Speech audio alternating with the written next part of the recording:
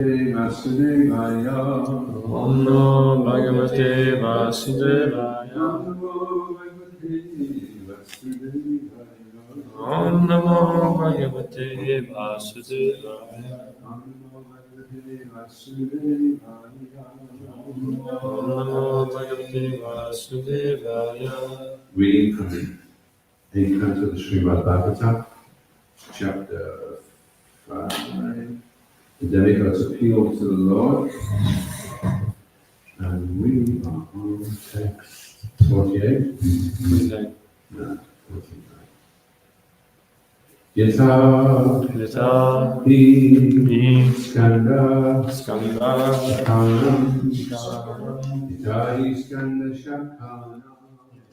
skanda shakhanam taro mula vasechanam taro mula vasechanam evam Aradhanam Vishnu Evam Aradhanam Vishnu Savesham Atmanash Chahi Savesham Atmanash Chahi Yatha Iskanda Shakhanam Taramoleshva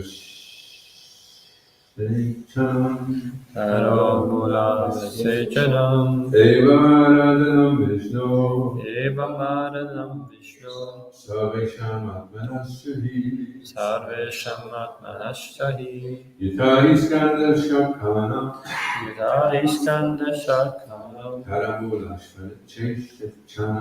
Taramoleshva Sechanam Evam Aradhanam Vishnu Savesham Atmanaschahi Yutta Iskanda Sakananam Daromula Vasechanam Evam Aradhanam Vishnu Sarvesham Atmanaschahi Yutta Iskanda Sakanam Daromula Vasechanam Evam Aradhanam Vishnu Sarvesham Atmanaschahi Yata Iskanda Shakhanam Daromula Vasechanam Evam Aradhanam Vishnu Sarvesham Atmanaschahi Yata as indeed skanda of the trunk Shakhanam and of the branches Taro of the tree Mula the root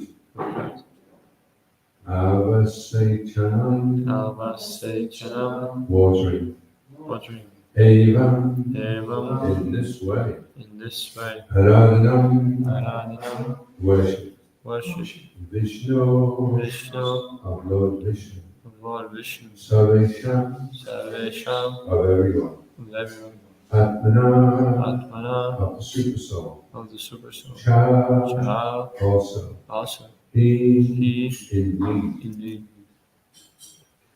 When one pours water on the roots of a tree, the trunk and the branches of the tree are automatically pleased.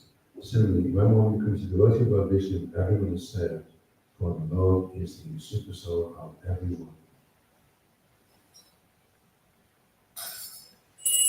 Shishi Kavaditai Maiva Shishi Jai.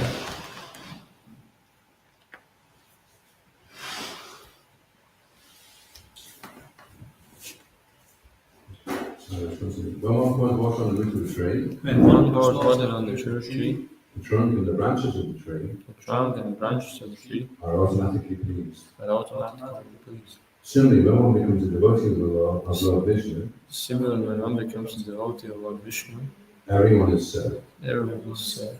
For the Lord is the super soul of everyone. For the Lord is the super soul of everyone.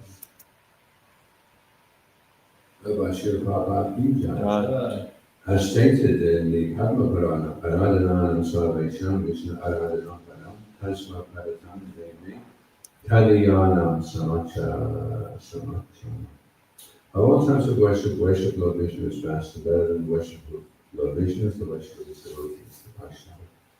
There are many demigod worshipped by people who are attached to the Lord's desires. Kamas ties te vita jana prapajante devata.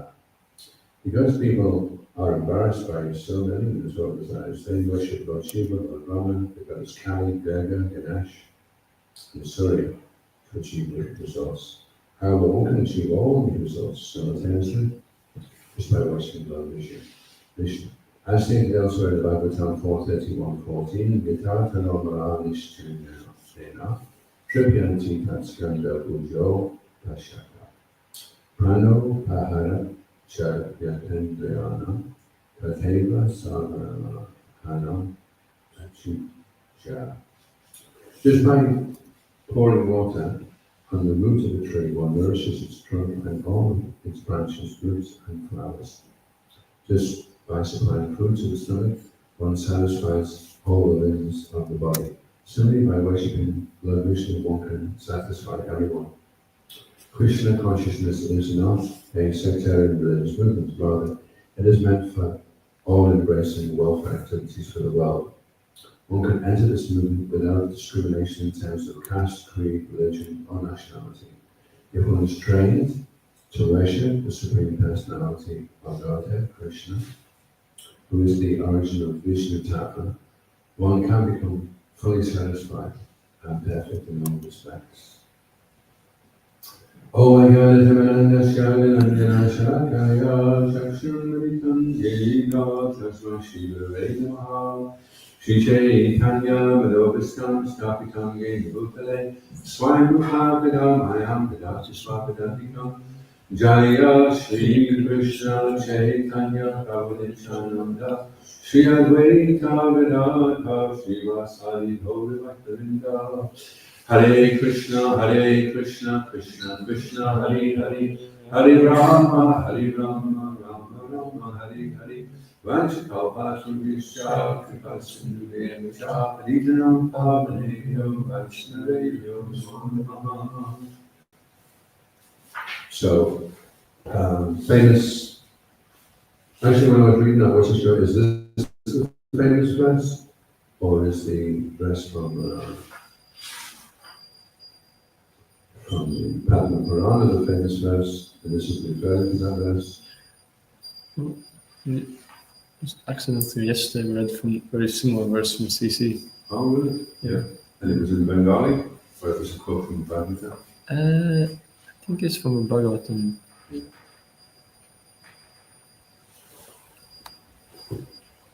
So it must come up quite a lot.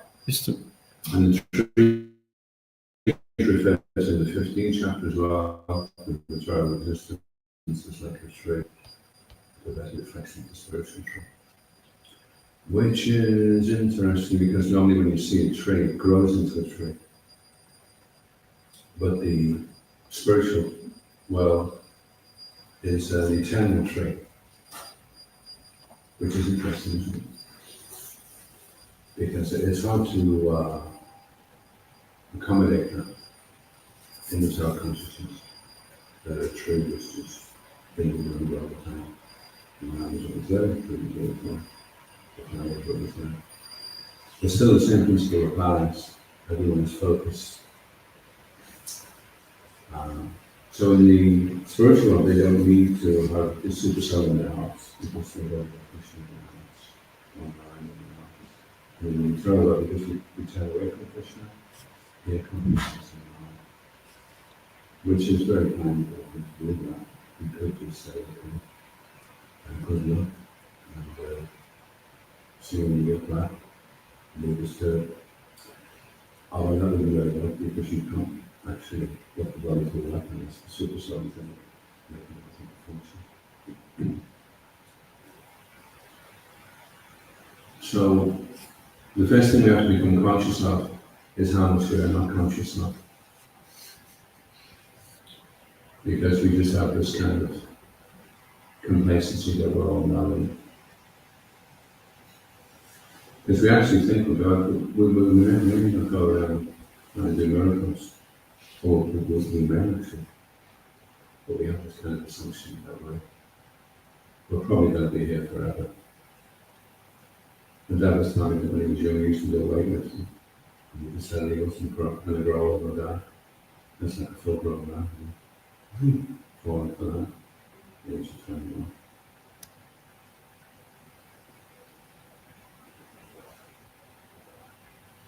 And people thinking, I'll get my level early, we'll do the rest of the dance, and everything will be fine forever. It doesn't really work. Whether I ends up with someone else, or she ends up pregnant. So what we have here is a progressive reflection, but the principle is still the same. If we can find the root, and we can water it, then we're satisfied. And that's what we're looking for, satisfaction. So it's a little bit like the hand that keeps getting the food and just squishing it around all the time. And the body's saying, why didn't you give it to me? And I'm saying, well, I've done all the work, you know, I was the one that planted it, grew it, chopped it into chips, and fried it. So I'm going to do what I'm doing. So the hand's just like squishing the chips around. And just rolling around in the grease, putting it in the salt and a bit of vinegar. And after it all, it's just kind of lying there. So I couldn't really work with it. The last thing on the hand's mind is give it to the stomach. Saying, well, why would you do that? You give it to the stomach. You don't even get to squeeze it around and roll around. You just have to do that. Get something back. You don't just give it all to the stomach. You're going to get nothing. So that's what Krishna consciousness is counterintuitive. Why would I want to be satisfied by ignoring myself and giving everything to somebody else? How's that going to work? How does that make sense? And the nature of love, real love, is it's selfless. So it's a difficult, it's a conundrum to change. Because it just seems so not what would be the best thing to do. And it doesn't even seem to be the best thing to do on a short-term basis. You play the chips and everything. It's just useless. It's a failure. It's going to take a while for the chips to be digested, and then the hand will start to feel the energy, and then it will be satisfied. And that's the nature of pure love. It has to be selfless. And if it's not selfless, then it's not pure love. And if it's not pure love, then it's not going to satisfy. Everyone's singing about it. Love is a very splendid thing. But nobody knows what it is. Lust is a very splendid thing. Everybody's got lust instead of love.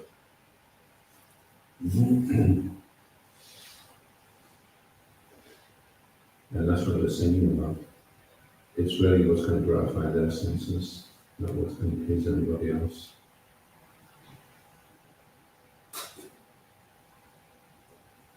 And the nature of sense gratification is it depersonalizes.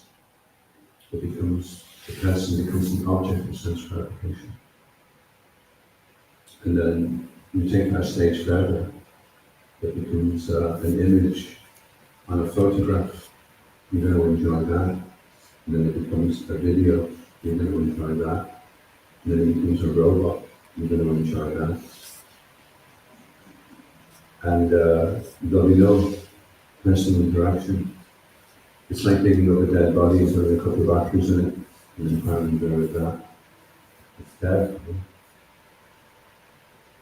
And it just becomes a travesty of what the soul is really looking for. And so, of course, people are very confused. I remember we were doing Sankirtan late one night, one marathon, and everybody was drunk in the street, and this guy had managed to get a girlfriend for the evening, so to placate his disappointment, he was talking to a dummy in the shop window and chatting away for her.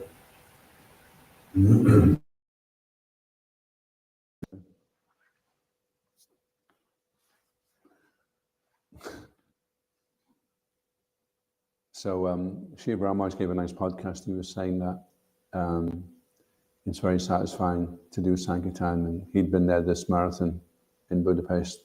And when the devotees got back, sometimes not until midnight, toward the end of the Christmas period, he was saying it was very wonderful to listen to the extraordinary stories of the things that happened to them on Sankirtan.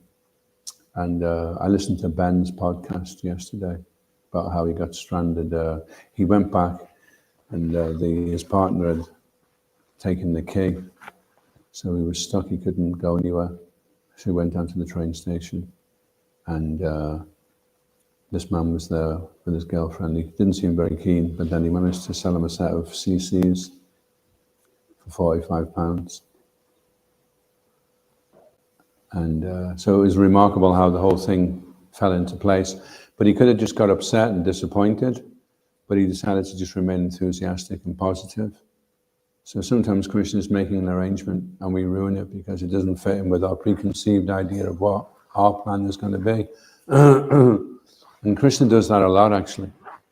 His plan is never what we think it's going to be, and the outcome is never what we think it's going to be, but we just have to go along with it. And then Krishna can do some amazing thing, you know. And it doesn't seem like it at the time, which seems to be Krishna's flavor, actually. You know, everybody has a flavor to their brand. So Krishna's flavor is, he likes to do the unexpected and kind of surprise you.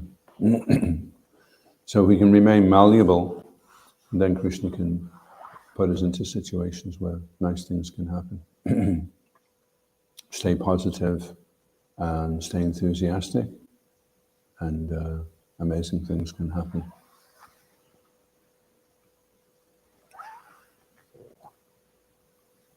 Any questions or comments?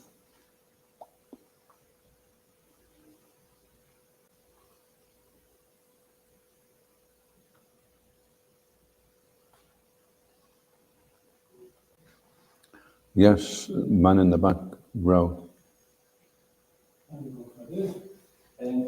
So you were saying that Krishna often has a different plan from our plan.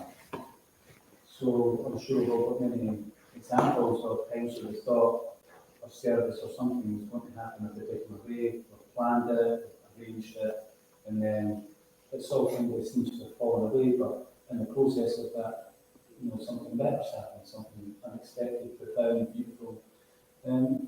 So have you got any... Should I repeat that?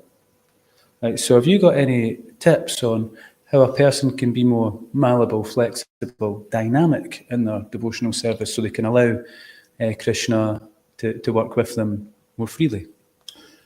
Yeah, well, actually, it's Rupa Goswami who recommends that we should be Utsahandasya Tarya Tata Kama Pravajanat Sangachaka Satopati Shabde Bhakta Prasiditi, which is nectar of instruction. It's text 3. Be enthusiastic, be confident, be patient. So the impatience comes in when things don't go according to our plan. But if you can remain patient, which doesn't just mean, it's like if somebody says, I'm going to be patient, you say, what's he doing over there? He says, oh, he's just being patient. Well, he doesn't need to be doing anything. No, he's focused on being patient. So he's standing there on the street with a book bag, and there's nothing happening, but he's being patient. So you've got to be enthusiastic, confident, and patient. You can't just be patient. Just being patient, you know, a brick on the road can be patient, can be more patient than anybody else. but the brick can't be enthusiastic and confident. So that's the challenge. That requires determination. Because generally we're only enthusiastic and confident for a certain period of time. Then after 20 minutes of nobody stopping, the enthusiasm and the confidences are starting to really, really go down fast, you know. We're not like when we first start, hey, after 20 minutes, no one stopped. Excuse me, sorry, could you? After an hour, then you've got this, you've shrunk down to about this size, and your voice comes out like a little squeak, you know. Excuse me. Have you noticed when you lose your confidence, your voice goes, you lose the volume? It's like I've noticed when I've been on Harinam, there's a certain point where the diaphragm opens and the voice booms. It's like unbelievably loud, you know. There's just something, some kind of muscle relaxes inside the body. For a while I had a problem with my vocal cords, and we went to this speech therapist to help us, you know. So she was saying, rather than strain your neck when you're singing and getting all tense, and then it just comes out like, she was saying, keep that relaxed and use the diaphragm to make it go louder. Just pull that in. You don't even strain here at all. Then the voice can be really loud, you know.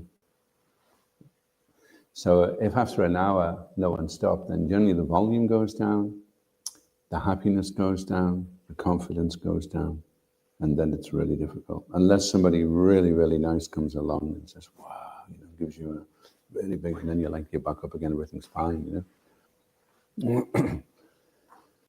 So you can time yourself on Sankirtan, how long of nobody helping is it before your confidence and your enthusiasm is going down fast, you know?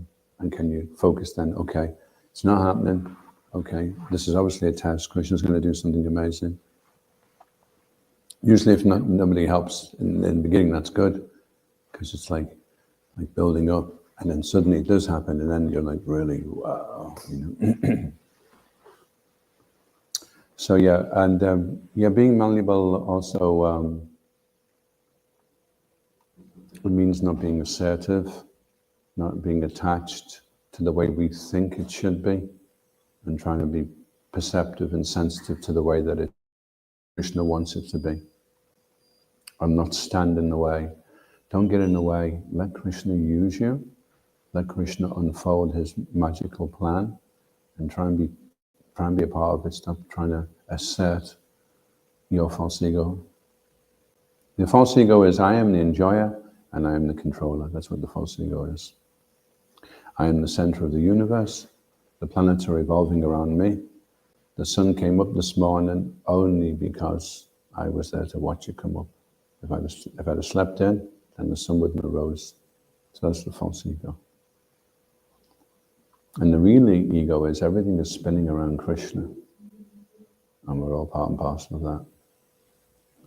So let me be in that dance, you know. That'll sound good.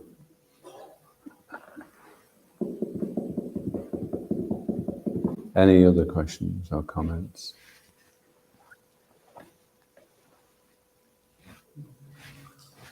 Yeah? You were saying you should try to sell the false ego. Thank you. So you were saying we don't want to assert the false ego, and you were saying about how our enthusiasm will diminish over time if we don't get certain results. Yeah. And would that be to do with our expectation and attachment to having particular results when we're out? Because would it not be if a person is just satisfied to be on the street and just to try anyway, irrespective of results, then would they not have a no diminution of their enthusiasm? Put that in one line.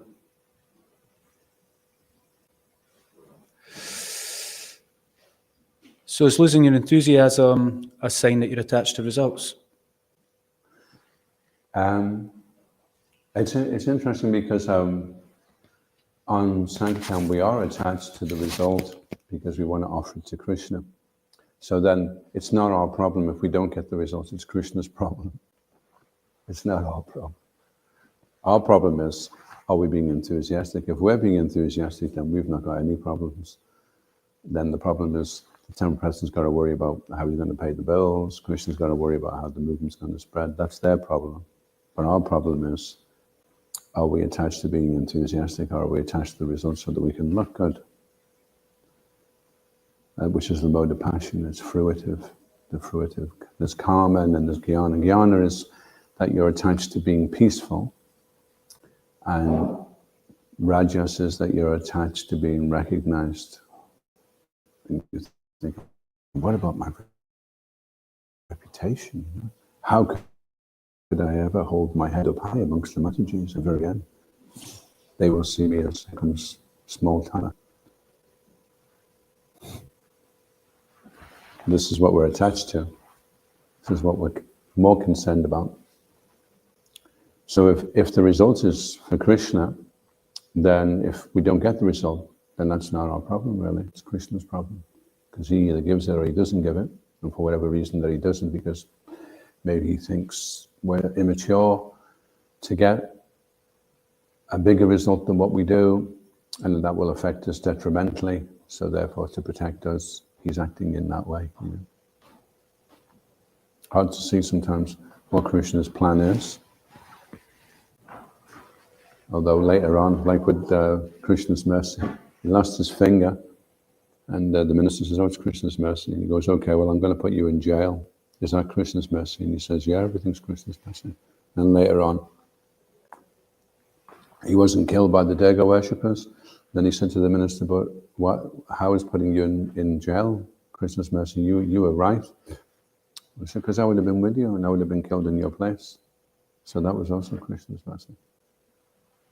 But you wouldn't know at the time, you'd only know afterward it was Krishna's mercy. So sometimes Krishna's mercy is an acquired taste. And at the time it doesn't feel nice. Then later on, that's why it's good if you can stick with it, because then later on you'll see, wow, I would have been killed in this place. But you wouldn't know that. If the minister had freaked out and broke out of jail and run away, he would never have known. So he waited and everything fell into place. So with Krishna, you have to be patient. And generally we are quite passionate. That's why competition is there, and that's why we have a certain amount of books and a certain amount of action, and we go for that. But during the course of going for it, we start realizing actually it's not really the carrot that I'm interested in, it's just the fact that I'm moving now that I like. And then whether you get the carrot or not, no longer matters, you know. So then the donkey doesn't need the carrot after a while. The donkey just likes pulling things around for the master. He's happy to do that, doesn't need to be tempted anymore. But we have to find out what it is that gets us moving, gets us focused, and then try to shift onto doing it for the sake of doing it, rather than for the sake of the result, you know.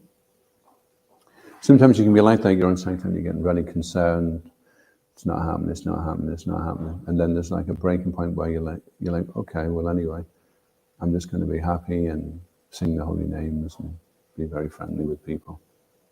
And then generally things fall into place nicely, you know. If we don't get miffed, start throwing all the toys out the pram.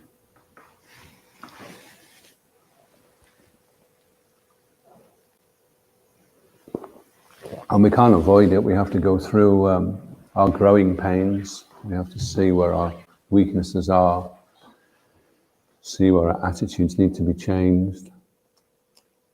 I've just been listening to a series of lectures by Vaishesh, how did you say his name? I thought it was Vaisheshika, but he said his name and it was Vaisheshika or something like that. Anyway, he was giving some talks about how to write your own constitution. What are your 10 most important values? What are your 10 priorities? Write it down. Decide what you want and write it down. Commit to paper what it is you want, and have goals. And if you have time limited goals, then you have forced efficiency. And it was amazing yesterday. Normally when I have a day off, I don't really do very much. I just kind of float around like a nebulous cloud. So yesterday I had a whole list of things I was going to do, you know, and I was taking them up as I was doing them. It was much more productive. It was much more satisfying, you know. So in your constitution, you may decide it's really important to chant japa and you want to start doing 25 rounds. And maybe you don't know how you're going to do that right now, but you put it down and you think, how could I do it, you know? Maybe I can't do it every day. Maybe I can do it once a week. You know, something anyway. And because Sankirtan, it's very, very measured Sankirtan. So it really does bring you into the present, and it makes you very pragmatic and very practical. Look what Srila Prabhupada was able to achieve. And the amazing thing was, Srila Prabhupada never looked passionate. When you see him, he looks very relaxed and very graceful. And yet he's writing all these books, he's opening all these temples, he's traveling to all these places. And at the same time, it looks like he's completely at ease with everything he's doing, which is an amazing combination, you know, to be able to do that. So, yeah, we want to be like that. We want to follow in the footsteps of the great acharyas. And if we can chant nicely in a very focused way, then we can become transcendental, at least a little bit transcendental. And then we're able to allow Krishna to unfold his plan. And we can be conscious of his plan. Conscious of Krishna means conscious of Krishna's plan. Before you see Krishna's face, you see Krishna's hand. You see why it's like this. Oh, that's why I'm here. That's why I've got this body. That's why this devotee is really annoying me. That's why I'm being given this service. Everything just falls into place. That's when you see Krishna's hand. And then the virtue which brings in all the other virtue is the virtue of gratefulness. As soon as you're starting to become grateful, that's when Krishna consciousness is starting to dawn on you, because that's the beginning of Krishna consciousness. It's appreciation that Krishna's, not only is Krishna there, but that Krishna's taking an active part in the way my life is unfolding, you know. So you're very grateful that Krishna's taken the time. Because to a lot of living entities, Krishna is there, but he's a stranger to them. But for us, he's initiating a relationship with us. So that's very special, you know, that somebody is missing us and is wanting to make an arrangement now for us to come back to him, you know. Imagine that if you met King Charles and he said, "What's wrong, Charles?"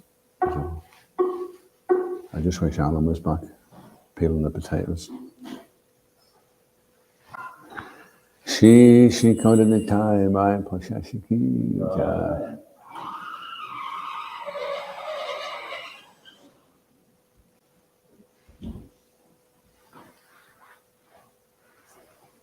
Imagine that, right? I've just been to see the king. Oh, really? Yeah. Yeah, he was asking about you. So that's what it's like. When Gop Kamal finally got back to Goloka, Krishna said, "What took you so long? I've been waiting for you." So Krishna can't be happy until everyone's back with him. And that's why Srimati Radharani, one eye looks towards the living entities and one eye is looking toward Krishna. She's always thinking, of all the things I can do to please Krishna, if I can bring one of these living entities back to Krishna, that will please him the most. And that's what the Sankirtan movement is. Radharani's compassion. Lord Chaitanya comes with that compassion of Radharani, and he knows the very, very best thing you can do to please Krishna is start people on their journey back to him. As soon as they see you, even if they just see a devotee performing devotional service, they race to the Muddy goodness immediately.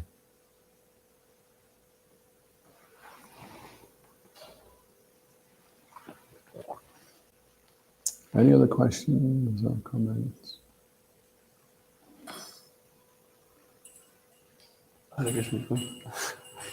When we write down these goals, Yeah. Is it better to be like more specific, or is like can be also like a general kind of like? Yeah, he said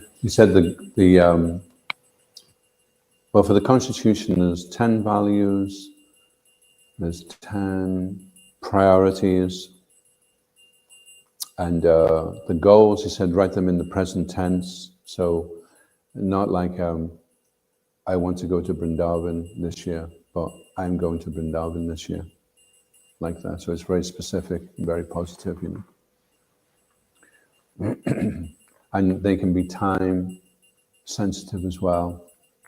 It may be a 5-year goal. It may be a 1-hour goal. Could be a 5-minute goal. He has this timer, and he's showing you, so I've got this timer, and he goes like that, and he goes, as soon as that I set it, everything changes, the whole energy changes, because he knows he's only got 5 minutes to do whatever it is. He's forced to focus. He says, wherever your attention goes, that's where your energy flows. And he said, make a to-do list and make a not to-do list. Because there's certain things that you do and then you think, oh, why did I do that? You know, it wastes so much time. So you have a to-do list and a not to-do list. And as soon as you do it, you realize, oh no, this is on my not to-do list. Sorry, can't do it. Yeah.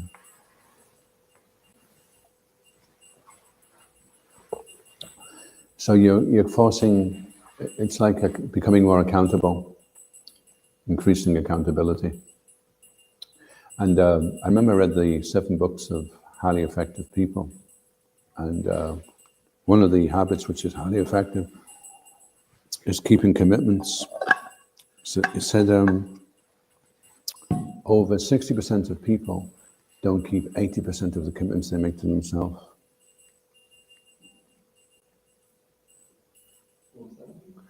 Over 60% of people don't keep 80% of the commitments they make to themselves. So what that does is it makes you feel like you're not really worthwhile because you've made this commitment and then you just brushed it aside.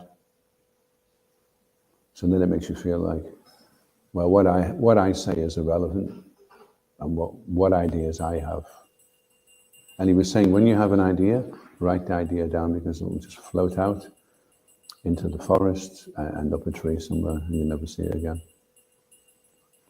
So when you get an idea, these ideas can change your life. It's Krishna giving you some glimpse into something, some greater vision. So getting that, write it down. Once it's down on paper, then that's like a seed. It can grow from there.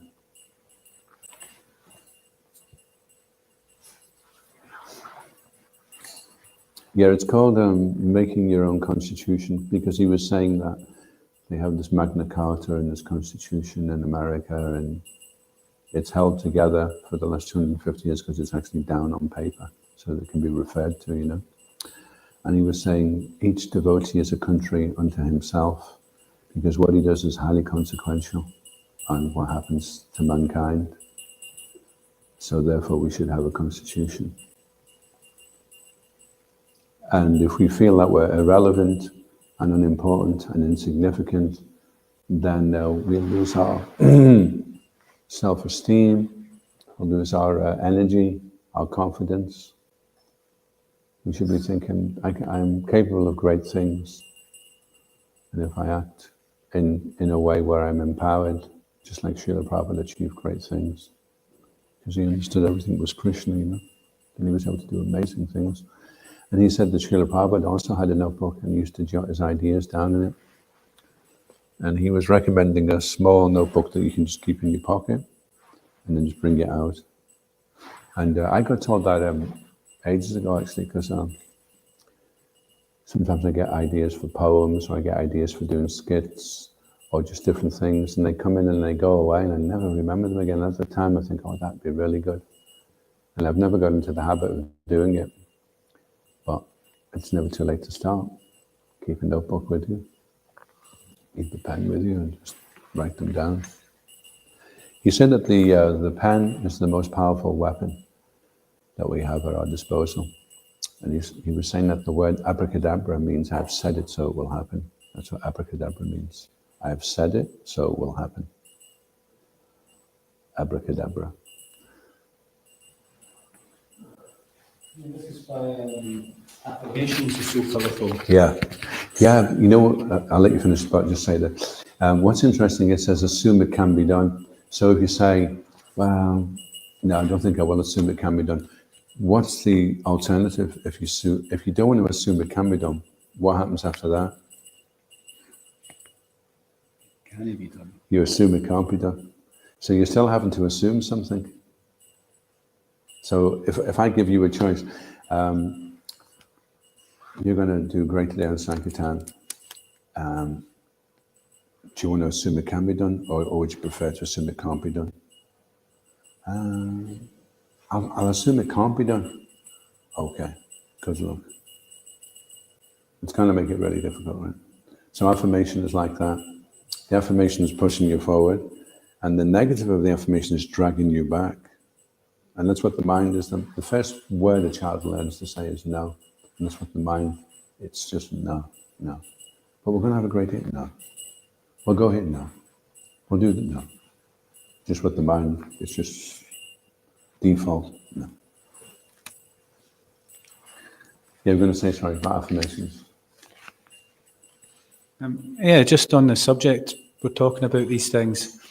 What's around us, what's inside us, it's like a reflection of each other. So often what people perceive as their internal belief systems. Yeah. It's like some people who are generally unlucky and negative, they'll not see like money lying on the floor, they'll not pick up on opportunities that are around. Yeah. So if we can keep in our minds that what we are putting out, vibrating out into the world through our mental sort of brainwaves and things is reflecting back at us, then we can actually alter the reality by that process, by actively sort of engaging with it in a positive way. Yeah, absolutely. Yeah. How you process it. It's like you could look at it two ways. You could think, well, there's not many devotees in this temple. I'd prefer to be in a more busy temple. But we were in a really more busy temple when we went to Mayapur, and it was that busy. And I'd been so used to, because everyone here is worth their weight in gold. If they're not here, it doesn't happen practically. So everyone is essential here. And you could think, well, Krishna's so kind, you know, it could be jam-packed. And then my chances of leading kirtan or giving class would be maybe once every 6 months if I'm lucky, you know. In fact, in some of the bigger temples, some devotees never lead because there's always somebody else to do it who can sing better. And they could be there for years and they don't know how to sing, they don't know how to say the Pamadwani prayers, they don't know how to do this, they don't know how to offer arati. So many things they never really develop. So you could look at it that way. Krishna's very kindly arranged it that there's not many people here. I remember in Mayapur, it was so jam-packed that halfway through the kirtan, I thought, okay, these guys can manage it on their own. I'm just going to go and chant some extra japa. So I just wandered out and I'd be chanting some japa. And then class, I'd be hanging around for a pizza because the Maha pizzas come off just as the class starts and you won't get them otherwise. So I ended up eating a pizza during and then coming in later on. And I started realizing Krishna's put me in a situation where there's not that many because the type of person I am, if there was a lot there, I'd be thinking, well, I can get on themselves. I've got other things I can do. So Krishna's kindly made that arrangement. So we can see how Krishna's arranging things very favorably, very kindly for us. Then, you know, when it goes in deep, then it brings tears to your eyes, how much love is behind what's going on. But we just don't connect. We just don't realize what's happening, you know, a lot of the time. Just because we're so dull. We're just so covered over by the material energy, you know. And Krishna really wants to have fun with us. He really wants to. He likes playing and, you know, having fun. And he wants us to be part of it. And we're like, so, why have I got a hole in my sock? And Krishna's like, come on, you know, we can have so much fun, you know. ISKCON Guruvrinda ki, Srila Prabhupada ki, Shishi Kodinitai Maya Pashashi ki jai, Gaura Premanandi, Hari Bol. All of you ki jai.